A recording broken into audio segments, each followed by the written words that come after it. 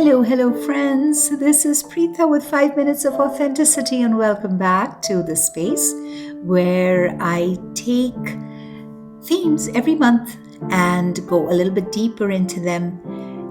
And I have this privilege of doing so because I'm an authenticity life coach, and I have the opportunity to talk to individuals and learn from their perspectives as they journey towards their most authentic and real selves.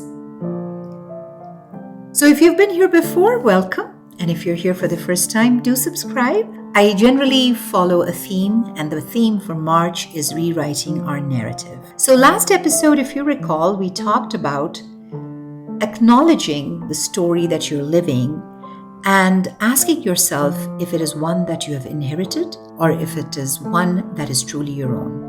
Sometimes, friends, there is a moment which is either subtle, loud, an epiphany, or just a moment of deep realization that can come about for any amount of reasons when the old story stops fitting. You feel restless, there is an irritation, you are kind of detached from your own life, like you're wearing a sweater that used to be cozy, but you've either outgrown it or it is just itchy. That moment can feel as sacred as intimidating. For me personally, when I went through my car accidents and suffered from a bout of PTSD-related depression, actually 15 years ago, I went through some deep reflections and I went through therapy. And one of the things I realized about myself is that I sought validation a lot. Whether it was from family members, whether it was from friends, whether it was from colleagues. And it seemed like until I had that validation, I was either second-guessing myself, what I wore, what I cooked, what I presented. There was this element of constant struggle to be who I am, but with yardsticks that I was choosing to take from outside. And when I went through this process of therapy, that was huge. The moment I remember the day it hit me, and there was a visual that my therapist painted before me that I'd become a puppet to other people's thoughts and ideas, and I had kind of lost myself in the process. I remember that moment so vividly, so clearly. And I told myself, wait a minute, I can be more or less than this person that I am, the story that I'm living, if I detach myself from these validations or these strokes that I'm needing from everybody. We don't talk enough about the discomfort of outgrowing ourselves. It doesn't look glamorous because the feeling is off. You're questioning everything because you're questioning what was familiar. And if you'll remember last time, we talked about familiarity not necessarily being the truth, but being repetitive enough that it feels like the truth. We don't talk about not recognizing our own reactions, wanting something but not knowing what exactly, feeling too big for a life that once just felt right, feeling too small, feeling a little overwhelmed. So this is the threshold, this is the in-between, the halfway point between who you were and who you're becoming.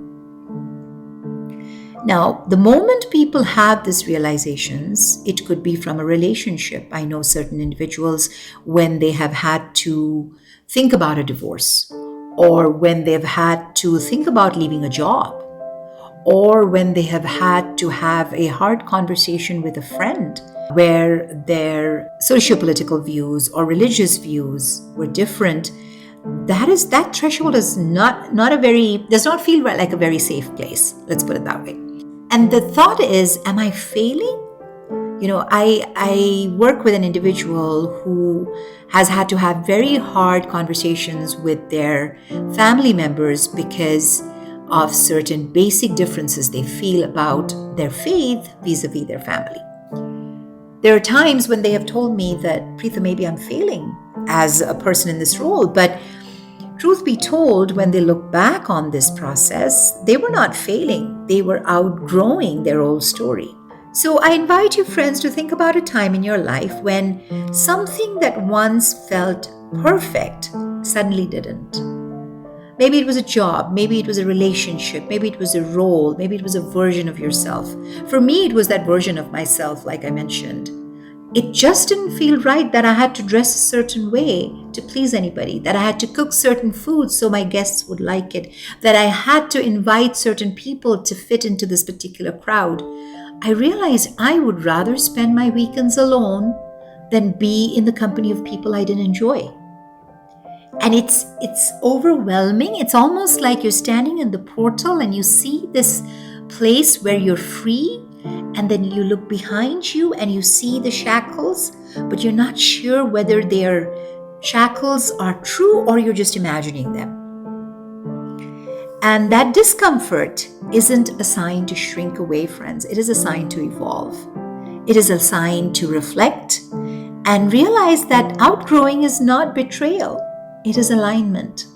You have to realize people pleasing is not something that will ever, ever, ever bring you long-term joy or happiness, because your parameter is outside of yourself. Your function of joy is outside of yourself. If you're feeling restless right now and you're questioning everything, it is probably your inner self saying, hey, I'm ready for a bigger story here. If you feel like you're standing in a hallway with no doors, you're exactly where you need to be. This is the moment before we start to rewrite our story. Thank you, friends. Thank you for your time. We will continue in the next episode. Until then, I invite you to think about this space, think about this discomfort. Know that you're not alone. A lot of people listening to this will have moments that they have looked on and said, hey, this is just not me. I don't need to be here. And it's okay.